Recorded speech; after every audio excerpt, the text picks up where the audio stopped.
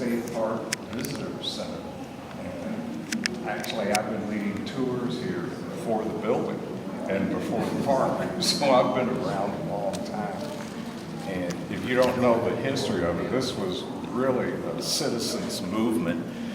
Some of you probably have heard of, or you've been here, or you have been here fishing, because this is a very popular fishing spot and a birding spot, but it was also a dump, and people would dump trash all over the place. They would shoot the birds. People would actually drive the cars on the phosphate. So for years, people petitioned to have this made a protected area. So the first thing that happened was a national wildlife conservation area. Now, I'm going to ask you a couple of questions today, and if you get them right, you get a prize. So I think you all know we're in Indiana, but what a lot of people don't know is where does the boundary line here in this park or along the river between Kentucky and Indiana? Does anybody know where the boundary line is? With the bank of the Roughly. river? You The can't bank of the see it. river? Just raise your hand. So, go ahead. The bank of the river? The bank of the river. That's close. Which bank? The Indiana Bank. Okay. Yes. I think it's what, in the water, but not far, 10, 20, 30 feet. Okay, you will get the prize, the first prize, that's correct. This is the Falls of the Ohio Pin, which has certain symbols of the Falls Park here.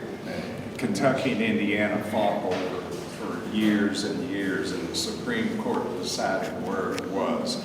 And it's just out from the low water mark of the Indiana shore, 100 yards.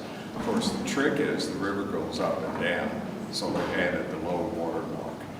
And then after it became a national wildlife conservation area, then Indiana, this area right here, became a state park. And that's what protects this area. Did any of you come down here long ago when they had the old wicket gates and they had to manually lift up those gates? Nobody did. Okay, that was before the 1960s. You'll see some old pictures. The modern dam was the 1960s. Okay, so here, what we have in this rotunda area is the beam of the falls divided into 4 categories. So over here, we have an ancient seat, the Devonian period. This mole right here represents that era. Then we have a changing land, birth of the Ohio River.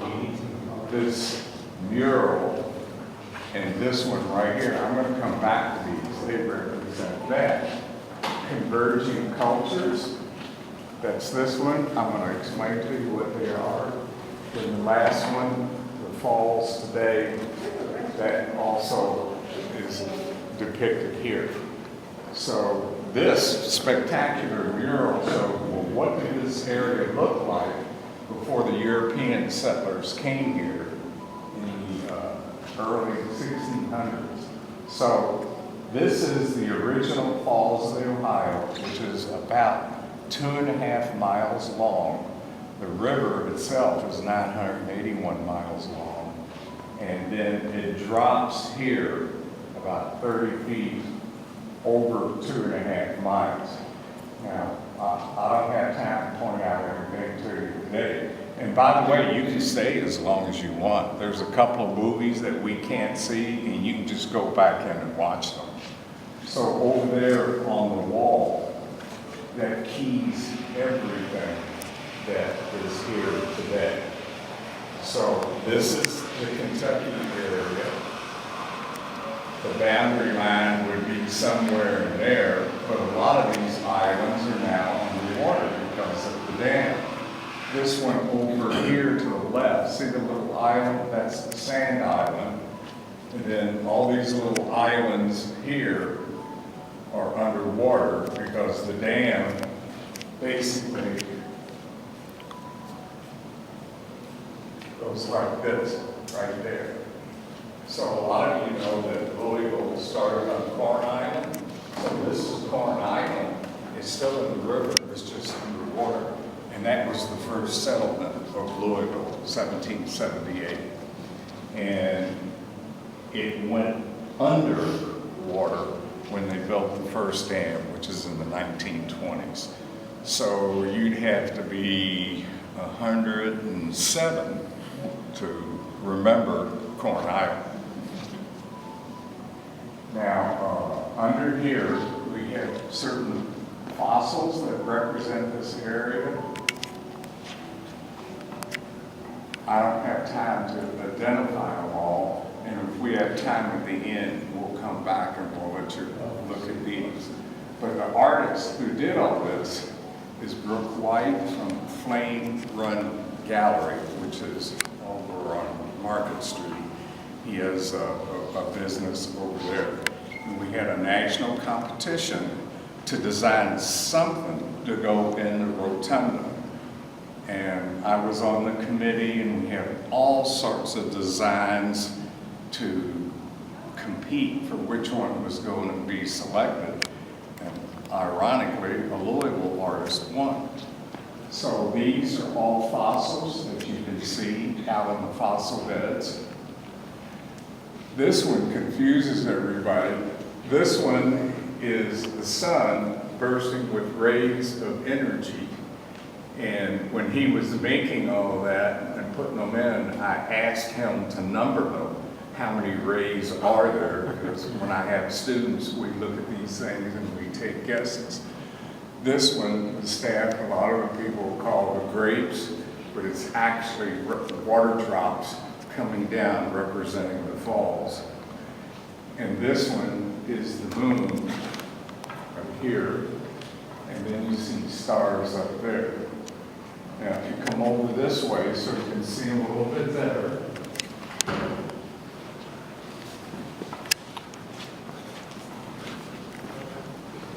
So this is the tree of life, or the branch of life, and this represents some of the life here at the falls in the early days. So these you can see right here. These are deer tracks.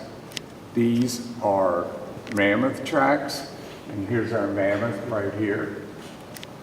These are flowers, first flowering. This is all the beginning of Earth. And what you see the human footprints. And if you're in a position where you can see them, a lot of this blown glass of the flowers has different parts, and they were screwed together, these on this end. And then if you look at the moon, which is made of gray platters, there's one plate where you can see two human footprints right on there. Are you sure about that? What'd you Are say? you sure about that? And I want to give Kenny a hard time when I say it. You guys have a good time. Oh, you're teasing me. You're teasing me. Okay. Are you coming back? No, I'm going. I gotta go back to Charlestown today. Do you need something? No, I was going to show you something. I'll catch up with you later. This. Your book? Yeah. This is Jake. Jake, say hi to everybody. Hey, buddy. Thanks for coming today. He's one of the directors of this. Yeah, I'm the park manager here. So I manage Charlestown State Park and Falls Ohio State Park. Are you going back to I'm Charlestown? going back to Charlestown because we've got a sewer backing up in the campground. I go deal with it. Okay. Let me go fix that. All right, you guys have a All good right. day. I was going to give you a quiz, but since you're leaving, I won't give you one. Good, because I don't know if I pass. Okay, and then over here is the converging cultures. You see the plates on the side of the canoe? Of course, the canoe represents the first people who were coming down the river. The Native Americans have been here 20,000 years. The tribe that dominated this area is the Shawnee Indians.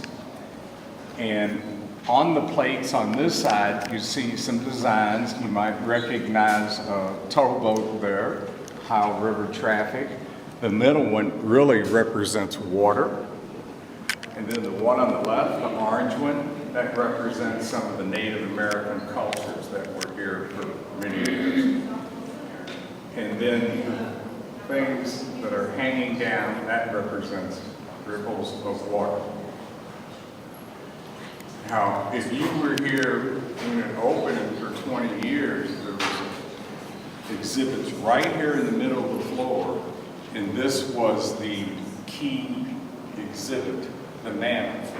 And this is a cast, but a cast of actual bones, from mammoth bones that were found in this area.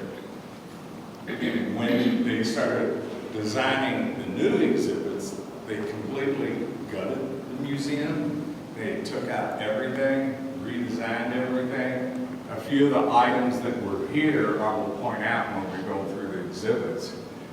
This was right here in the middle, and then what they were going to do was either A, put it up there, or B, take it apart and put some of the bones in the archaeological exhibit, which we're going to see. But I talked them out of it, the design people, and I said it would be much more impressive if you get to walk under the mammoth and get an idea of how tall it is, and you can touch and see the feet and the bones. I actually have like a seek and find quiz for anybody who comes. If we had time, I would let you all do it. All this stuff that I'm giving you, you have to go figure it out. But one of the cool things as we go under here is just to take a second and look up at that rib cage and get an idea of how big the mammoths are.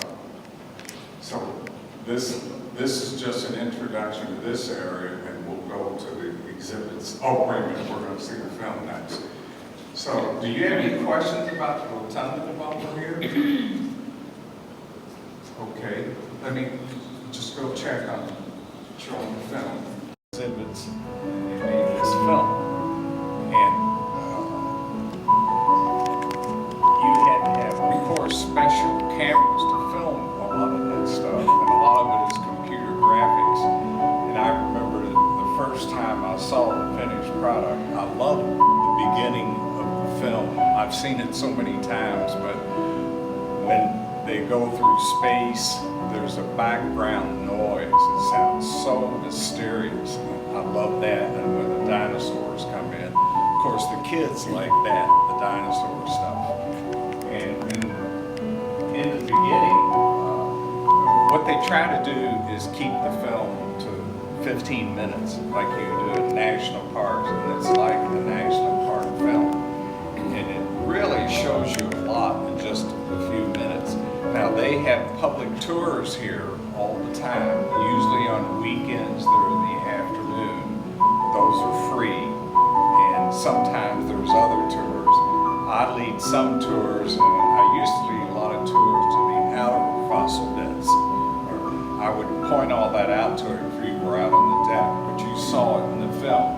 That's when you cross over the dam, the spillway of the dam. There's a concrete spillway, and you step out onto the fossil beds, which the main one is Goose Island. And then the one waterfall you saw constantly in the film, that's the only rapids or falls of the Ohio left today, because when they built the 1920s dam, that raised the river level 30 feet.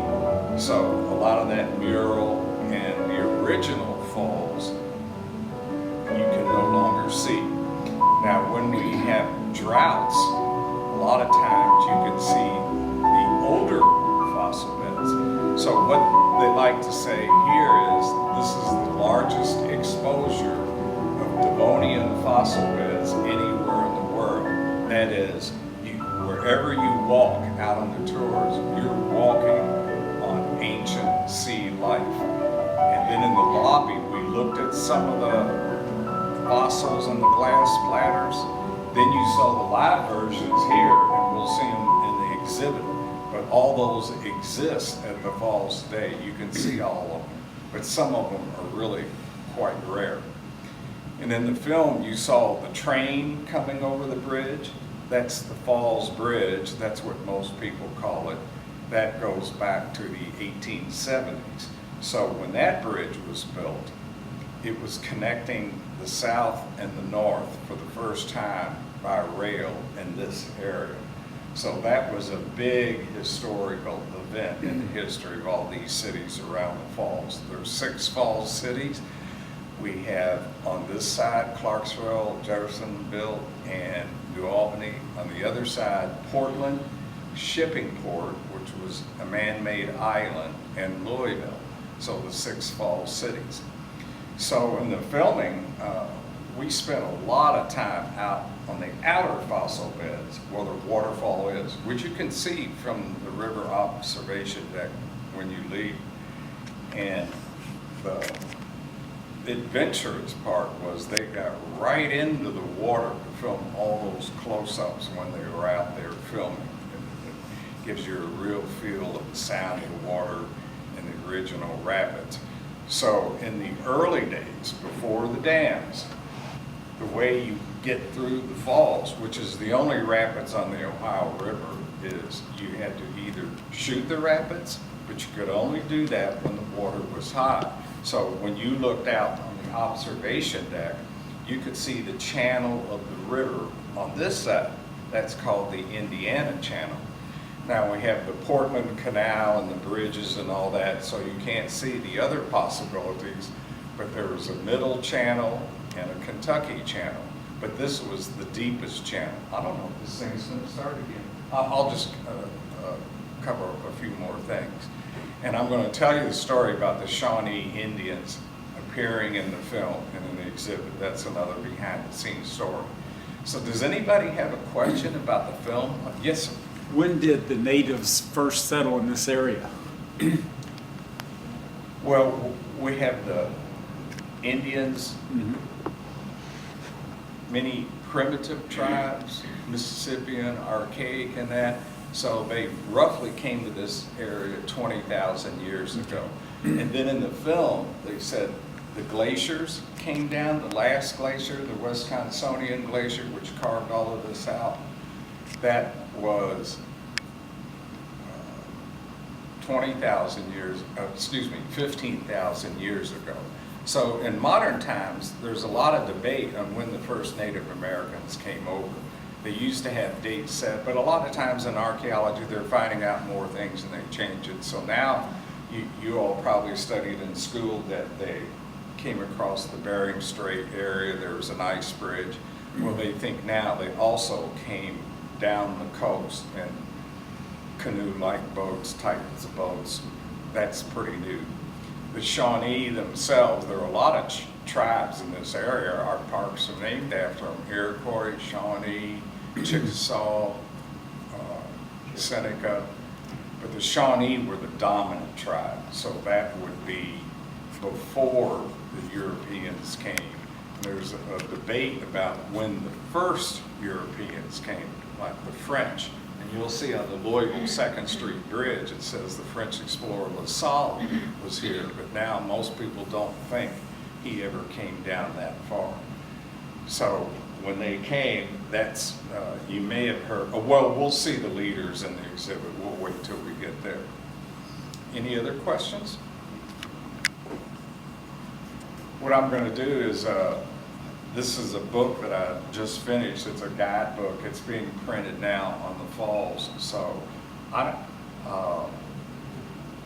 think the only way we can do it is just for you to just kind of peek at it. So if you don't mind carrying it for a second, you can just go look like that and then just pass it on, and maybe at the end just give it back to them. Okay? There you go. Okay, everybody ready? Breaking up 430 million years ago, and our period is called the Devonian. And I mentioned that when we had droughts here, there's a geological time period called the Silurian. So if you come here during a drought, that's at the very bottom of the river channel, walking out of the fossil beds. And today, I couldn't see how many gates were open.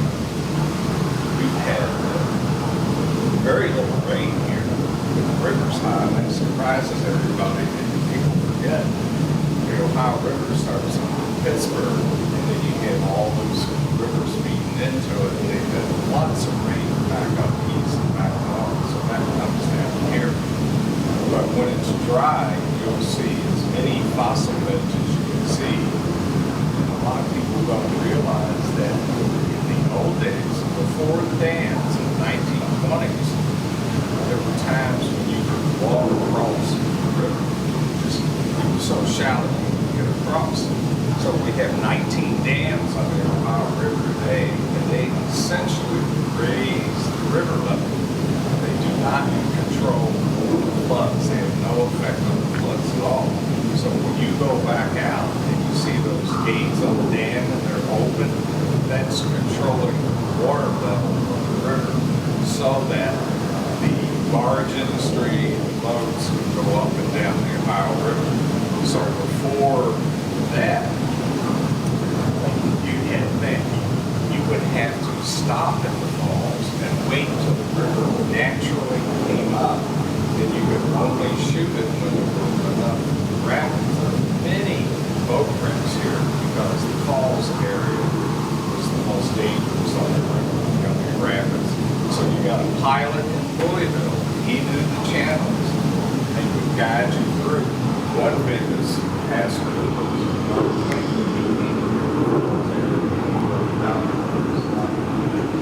and if we go to the outer possibilities, I can show you some iron heights in the rock where the ships would just tie up and they would wait. But we all know we're a capitalistic commercial country. Money is important. If the boats stall, kind of like wait to get through the strait of Hormuz, same thing. And you would get some pilots who, for pressure, come on, get going, get down the river. And that's when a lot of wrecks happen.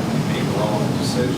So over 800 people have died at the falls for various reasons, dealing with falls and shipwrecks and wrecks like that. And Louisville had the only inland Coast Guard station in the country for many, many years. And you all know it down there where the Bell docks. It wasn't called the Coast Guard in the early days, but they would rescue a lot of people from boat crashes, besides all the other problems coming down the river. Okay, let's go into this one. I'll give you an introduction, and then we'll take some time to let you all explore with just in this room. There's a lot of hands-on stuff for people. You can do that. If you're really adventurous and want to be a volunteer to get into Steve's photo, you can crawl through the cave. We have one arch out there. Of course, all the kids like to do that. And you see, you can learn to identify your fossils. I'll tell you about the film in just a second. So here we have limestone reefs that contain the life that was there 390 million years ago. All of this was an inland tropical sea. So we're mimicking that here. I know a lot of you have been to the coast and you've seen lots of, some of you probably been snorkeling, scuba diving. So everything we see here, you can still see in the ocean today without Florida, except the trilobite. You can see what the trilobite is here. It has a cousin, horseshoe crab. Does everybody know what a horseshoe crab is? That's the closest living descendant of it. So you're seeing them in life form. So when you go out on the fossil beds, you're seeing them as preserved fossils.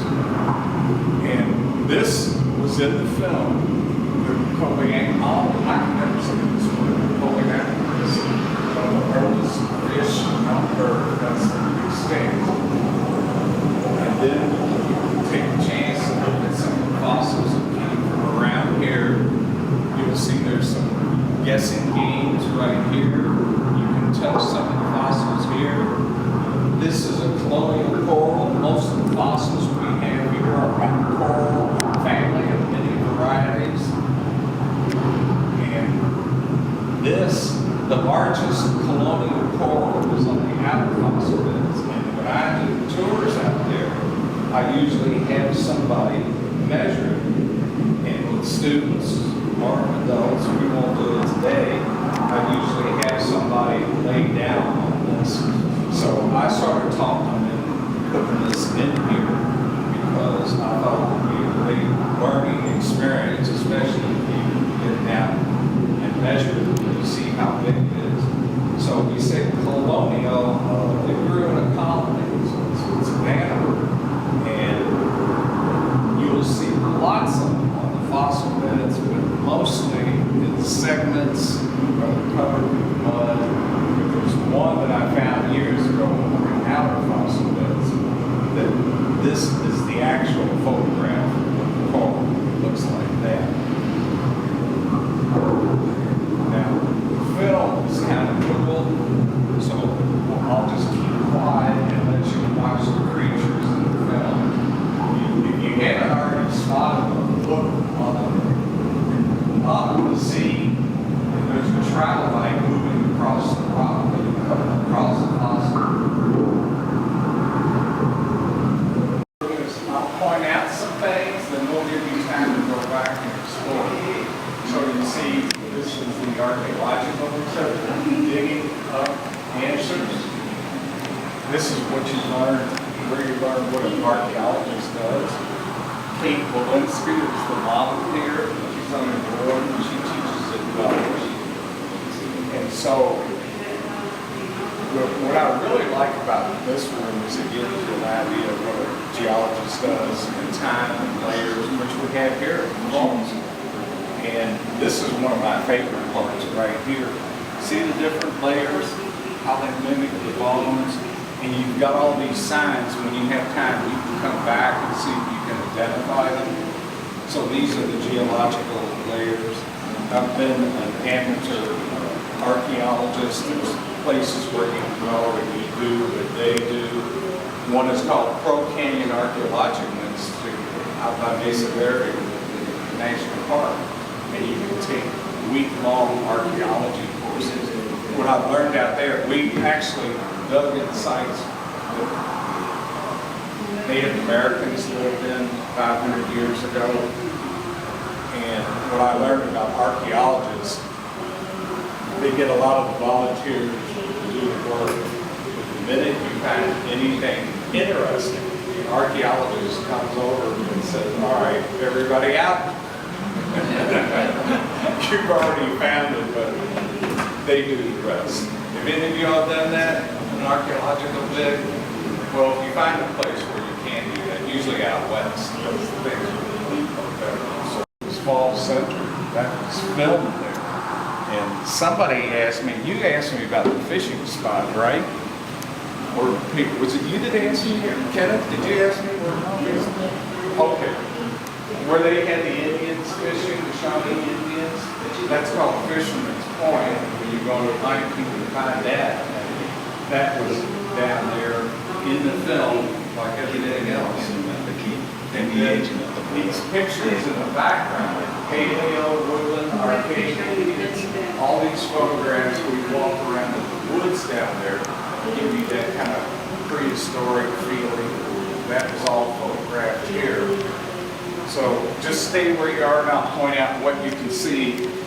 Here you see a lot of the things that the Native Americans made. I know you all know a lot about this. You can see that here. And then this is one thing I want you to take a look at because a lot of people go by it. This is from the original exhibit. This is the day in the life of the Indians. So when you get a chance, I want you to come up and then just look at all the details of the life of the Indians who lived here, what's in here, how they made this stuff. This is a fascinating thing. And then we have an Indian maiden here with jewelry on. Some of you know what crinoids are. You can go to any creek and find crinoid stems. And so we had a crinoid necklace made. The Indians would string them like beads. And we've had activities here where you try to make your own. Some of you know about stonework where you grind corn, but they had corn, beans, and squash. That's what these materials are. And then this right here is called wickia.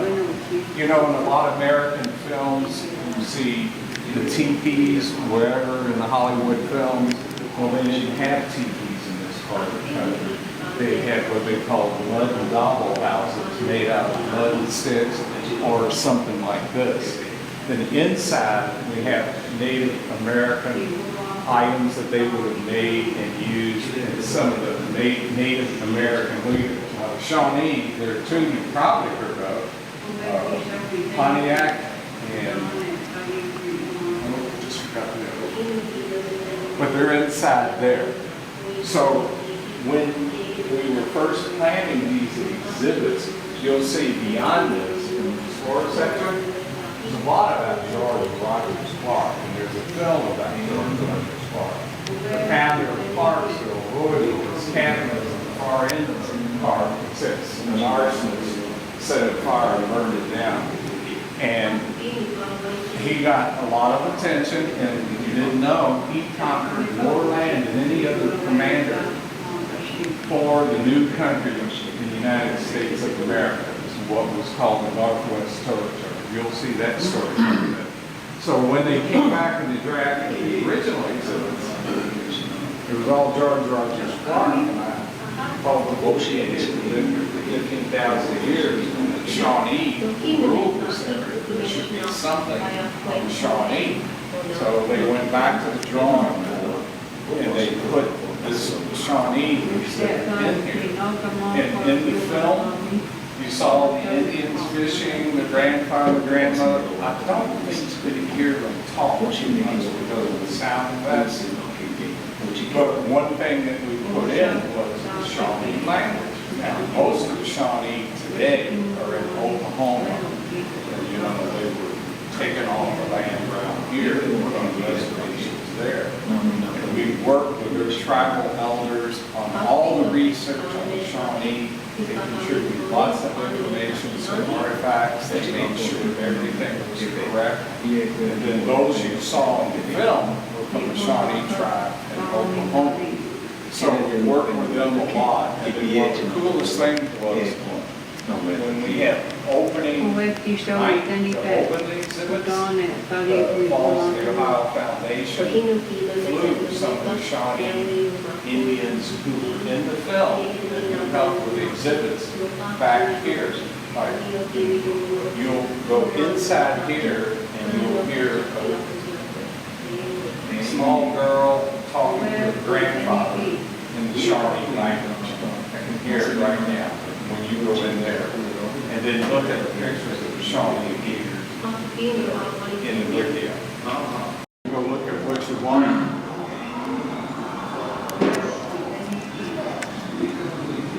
So it was Tecumseh and Pontiac. Is anybody a big car person here? Old models from the 40s and 50s? I'm not, but I know about one. Steve, you? Kenneth? Well, you all know the Pontiac car. Well, people have told me that if you go back, I guess it was the 50s, they had the head of Pontiac was car.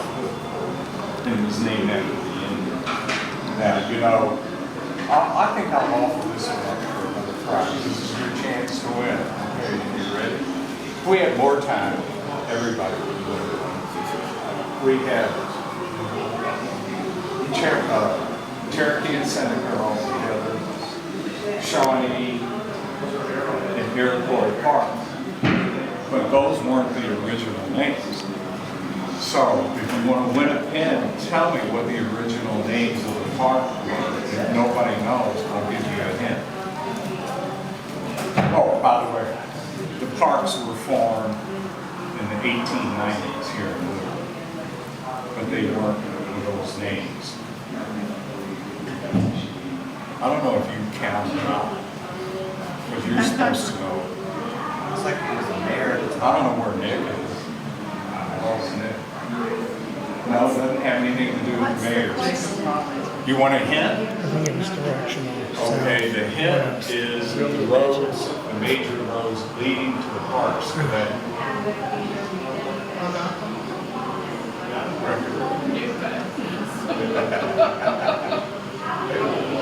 Well, okay, another hint. I want somebody to win. The original names were not Indian names. And I just gave you a clue. The areas of town, like northern, southern, central. You're going in the right direction. The key is the major roads that connect the parks. Eastern Parkway. So, what's Eastern Parkway Park today?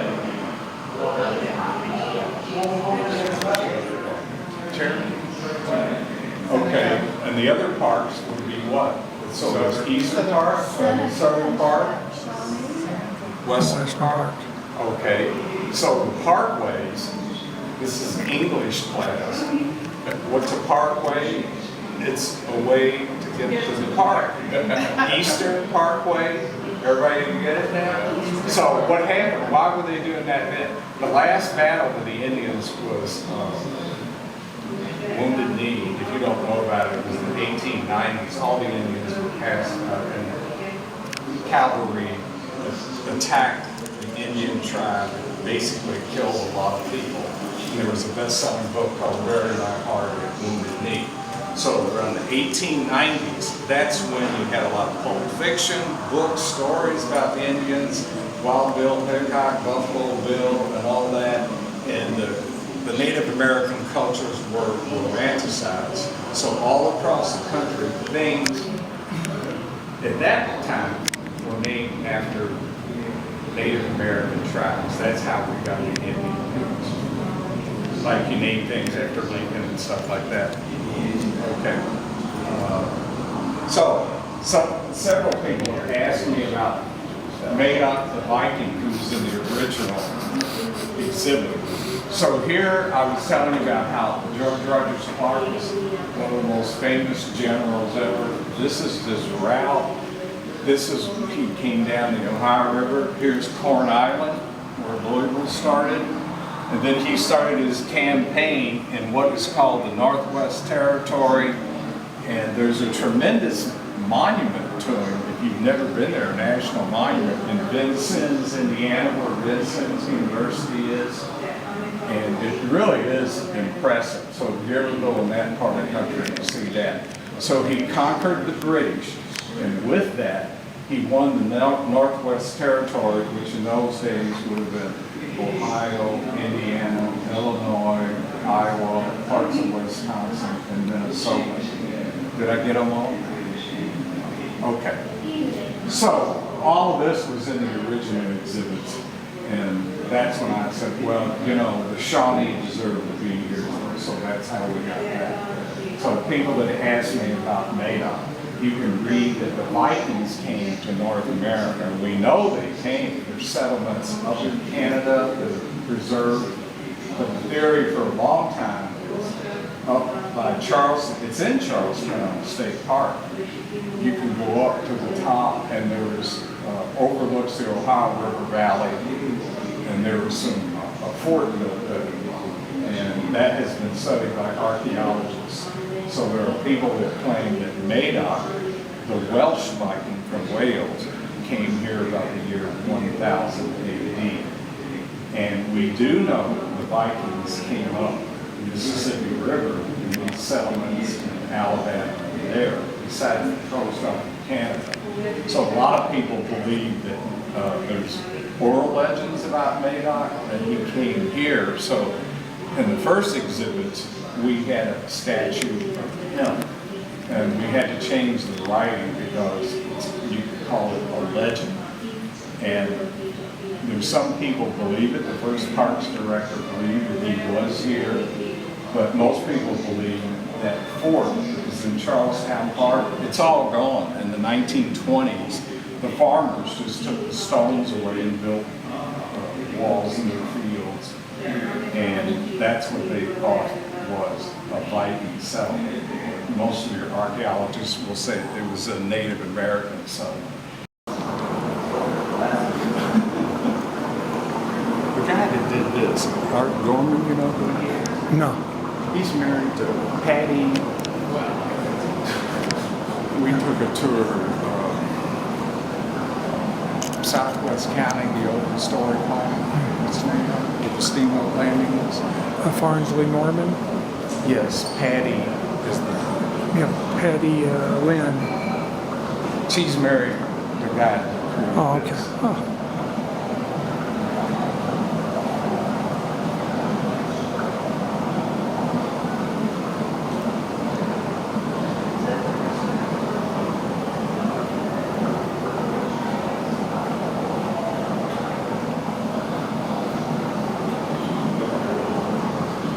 Okay, in this room, I'll cue you in some things to look at and what was done in the design.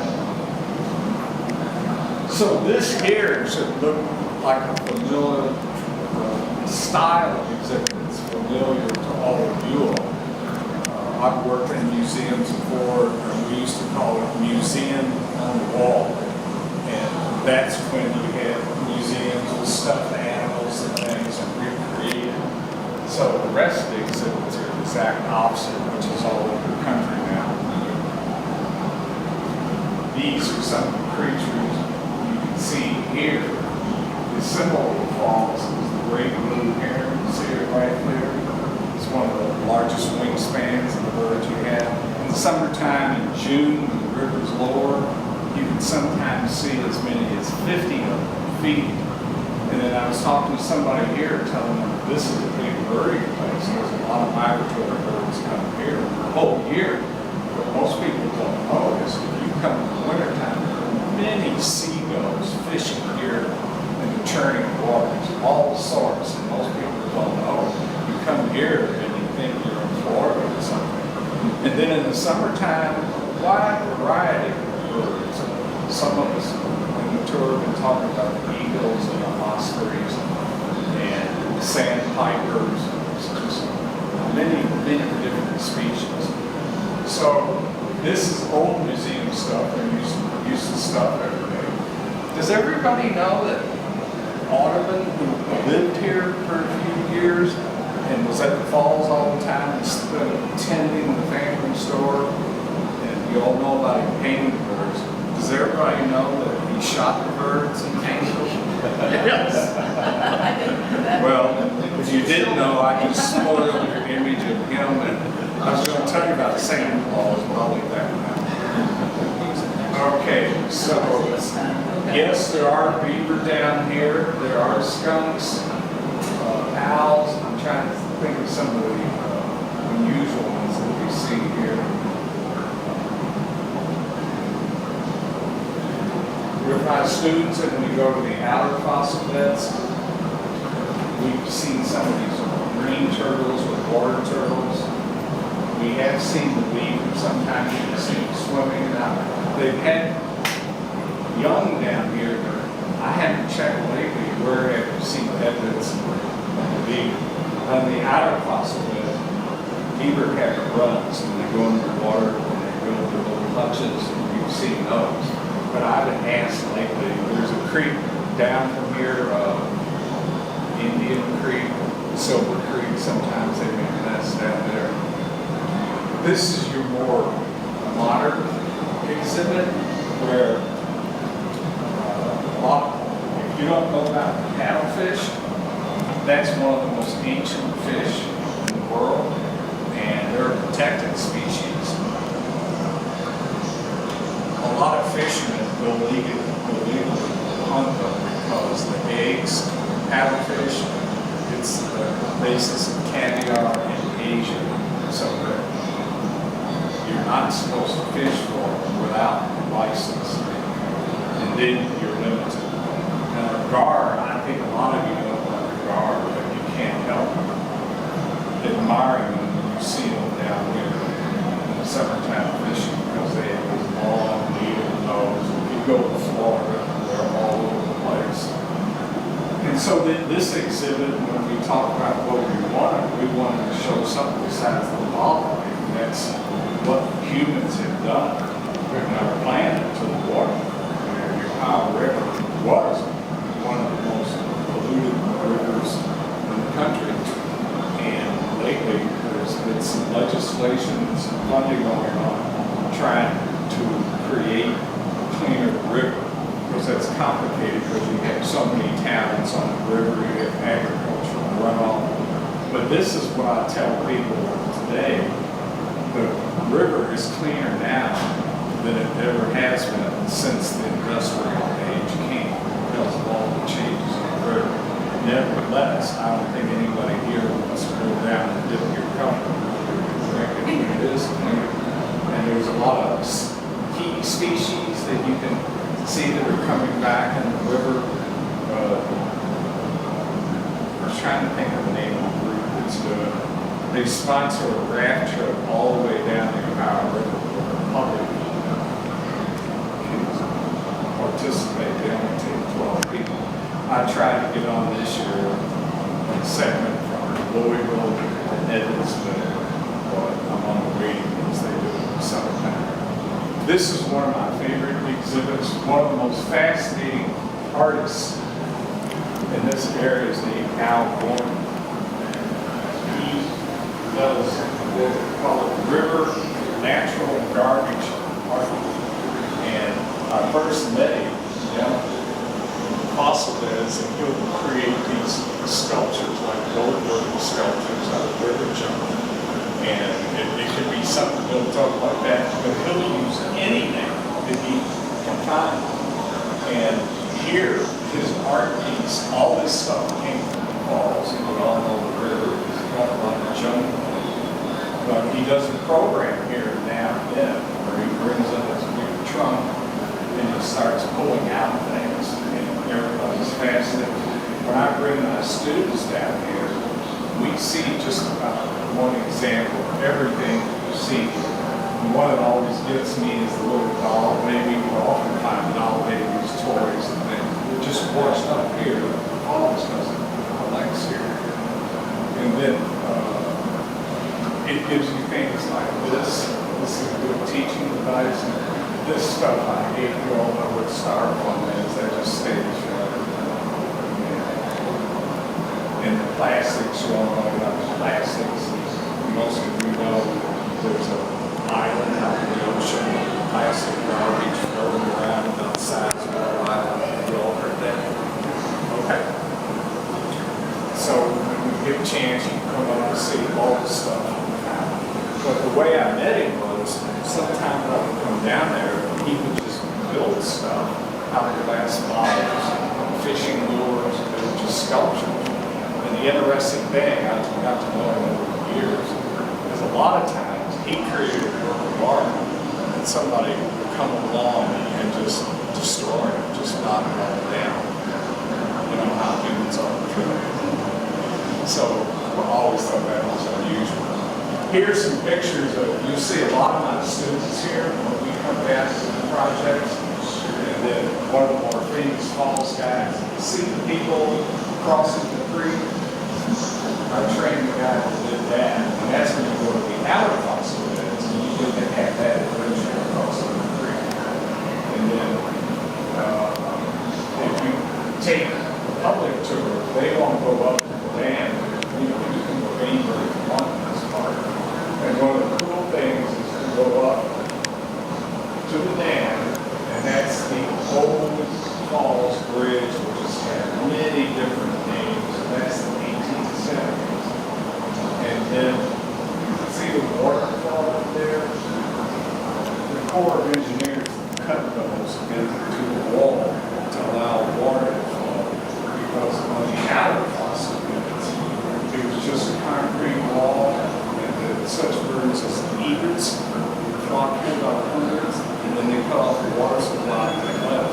So the Becker Roosevelt petitioned the Corps to cut those niches so the water would be restored and the bird life was cut back. So when you're out there, you can explore a lot of the cliffs as the students are doing here. Some of you are blocked out, but you can see there's marshes out there. Those are my students. We explored marshes. We actually fish the old-fashioned way. I taught them how to get a big fishing net at one end of the water, and you take sticks and deep the water and you try to fish into the net, and it actually works. So let me give you a few minutes to look at this area. Then we we have a few more quiz questions out here in the lobby. Any questions? Everybody today calls them the three major homestead farms. Go ahead. Eastern, western, and southern. That's right. Okay. One more. The Louisville Historical League has had a logo symbol since its very founding. This one is hard. It's a symbol and it has to do with the river and something to do with what's on the river. Does anybody know what the logo is? You know or you already know?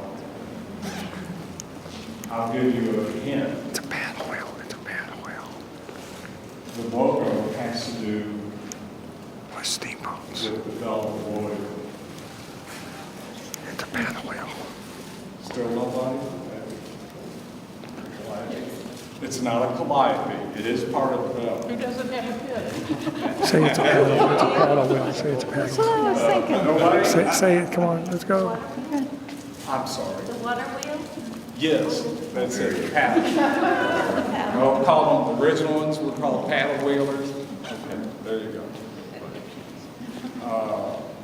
You can sell those on eBay if you want. Okay, any final Okay. questions? Well, we want to thank Kenny for a great program today. Thank you very much. Good deal.